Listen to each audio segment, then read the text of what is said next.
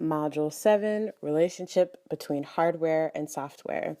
Example, Tim has decided he needs a new computer. He visits the local computer store to look at and evaluate the various models to find which one best serves his needs. He likes the look and feel of the new tablet designs and opts to purchase one. But the aesthetics, the casing, material, shape, size, color of the tablet, along with the features of its internal hardware components, are not the only things he needs to decide upon. What operating system will be installed, what utility programs come with this particular model, what applications need to be purchased. Is hooking up an external peripheral important? The Windows Surface, for example, supports a mouse. The iPad does not. This set of questions relates to the software that will be loaded or will run on Tim's new tablet. Without operational software, at a minimum, an operating system and some application software, a computer system, just its hardware, is not a functioning machine. That system unit may become a footrest, a bookend, or a dust catcher on your desk. To be functional, the computer hardware must be running software, the instructions, or data that the hardware components of the computer use to operate. The two wheres are integral to each other. Neither will work without the other. The hardware needs instructions to perform functions. The software requires hardware both as a place to be stored and as a means of producing the results that the instructions contained within the software are designed to achieve. Software does not exist outside of some form of hardware on which it is stored, a compact disc or a digital video disc. The hard drive or the memory registers within the hardware components.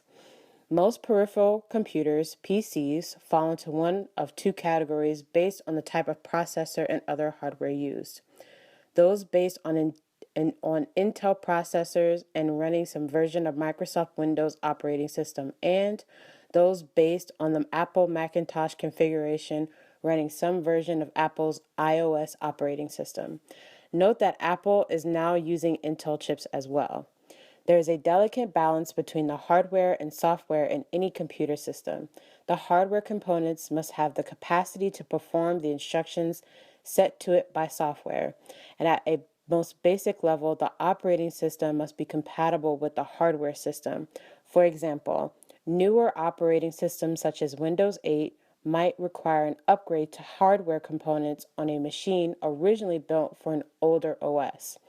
It is certainly possible to overload the hardware by asking it to do more than it is possible for a component to accomplish. For example, if your hard drive storage space is not sufficient, some application software programs cannot be installed or loaded. Other programs may run very slowly because the available random access memory, or RAM, may be too limited. The more complicated the software, the greater the need to ensure that the hardware can handle the requirements. So the relationship between the two wares is complex, and each is dependent upon the other to perform the desired functions. Consider the analogy of the car and driver. A NASCAR driver, the operating system software, would be challenged to compete in a stock car race using a subcompact personal car, because the hardware, the car, is not sufficient for that purpose. On the other hand, you or your neighbor, the operating system software, if not a trained high-speed performance driver, would be challenged to perform well in a stock car race on a superspeedway because you would not be able to or know how to adequately utilize the power of the hardware, the car.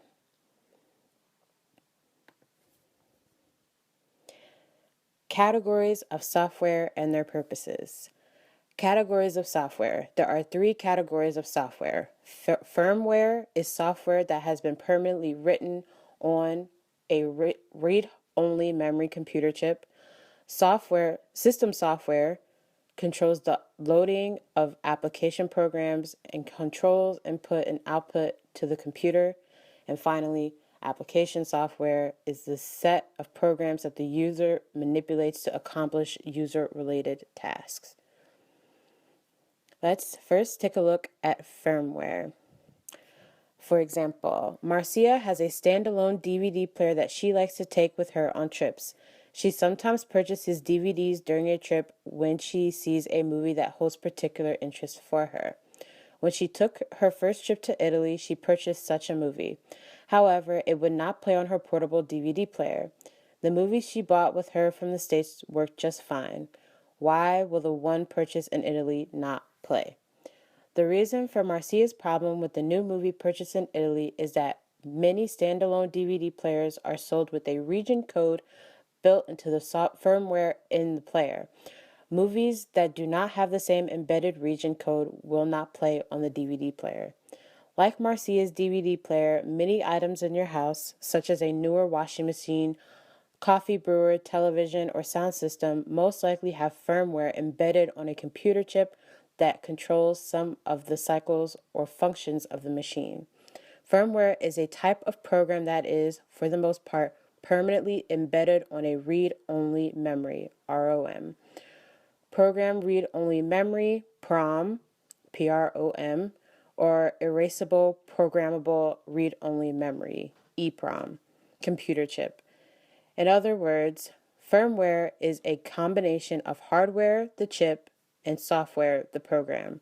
But unlike the random access memory chips in your computer, these programs are not lost or discarded when the machine is powered off. Unless the chips themselves fail because of damage to the chip, hardware, or its embedded circuits, the programs stay present on the chip. As noted by the acronyms PROM and EPROM, sometimes the embedded software can be changed or updated. Why would you want to update firmware installed on a device? Perhaps the original version was found to have bugs or faults. Or it might be that the device, such as a DVD player or MP3 player, will not play a newer version of DVDs or music files that have newer security mechanisms embedded in the files. If there are no available upgrades to the firmware available, the only other option would be to replace the entire device in order to use the newer capabilities that are not compatible with an older version of the item. Your computer contains firmware, both in the set of minimal instructions that allows your computer to load the operating system when you turn on the machine, and other devices such as the optical drive, DVD, CD player, and the hard drive. An operating system is stored on the hard drive on your computer. Without that simple set of instructions and firmware, your computer would not boot up. That is, it would not load the operating system from the hard drive when you press the on switch. So think of firmware as software that is more or less permanently written to hardware, the chips, and that performs relatively less complex but still critical functions. Because there are no standardized mechanisms for determining what version of firmware has been installed on a particular device, firmware is hardly ever, with the exceptions noted below, automatically updated with downloads via the internet. Unlike updates to your operating system or security files that you can automatically download when you are connected to the internet. There are websites, however, that provide instructions on how to look for updated versions of the firmware that is installed on many devices. And some devices, such as newer cell phones, allow the owner to update firmware by connecting wirelessly to the provider's website. It is even possible for Marcia to unlock the region code on her DVD player so that it will play movies made and sold in any part of the world. System software, operating system, and utility programs. System software consists of operating systems, utility programs, device drivers, and the user interface, or the UI. We will be taking a much closer look at the operating system, OS, in the next module. For now, consider that the operating system is the interface between the user and the computer hardware. It coordinates the working of the pieces of the system unit discussed in Unit 2, understanding the computer system unit, things such as the CPU, memory, and the hard drive. In addition, the operating system keeps track of files, determines the order in which tasks are accomplished, controls access to input and output devices, and provides a level of security via access to the computer system itself. System software also includes device drivers and utility programs. Your touchscreen, mouse, keyboard, monitor, USB port, and other peripheral devices communicate with you and the computer via special software called device drivers. Many items that are part of the system unit come with device drivers already installed.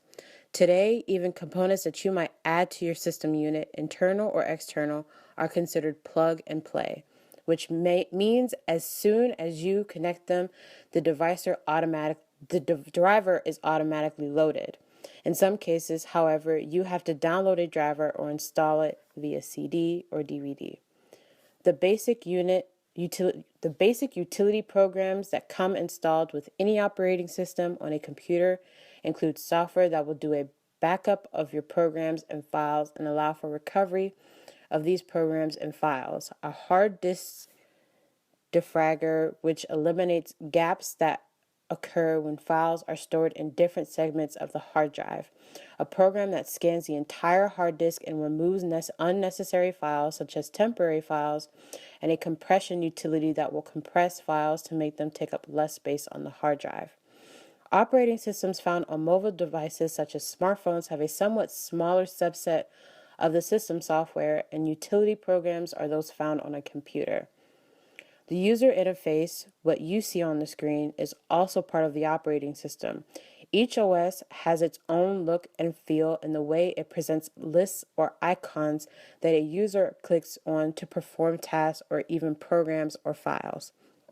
Personal computers with operating systems such as Windows or Macintosh, Mac OS, implement a GUI, or a graphical user interface.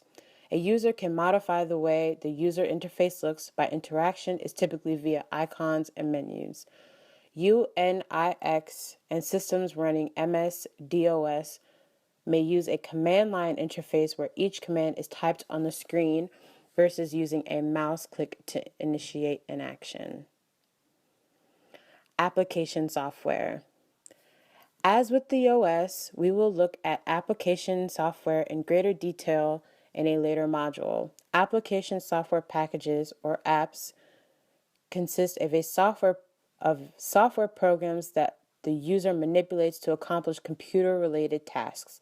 A partial list of categories of applications or packages for computers would include web browsers, office suites for word processing, spreadsheets, databases, presentations, sound music file manipulation software, audio and video file manipulation software, games, graphic file manipulation software, and financial or accounting software. There are special application packages available for mobile devices as well.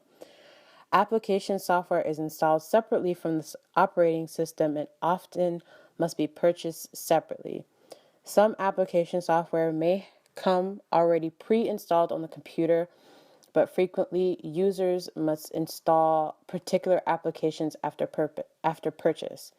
We will address platform compatibility issues, memory requirements, and appropriate licenses in the module on software applications.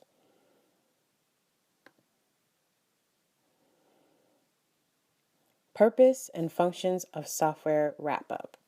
Let's summarize. An earlier unit investigated in detail the hardware components of a computer system, but hardware will not function without the presence of appropriate software.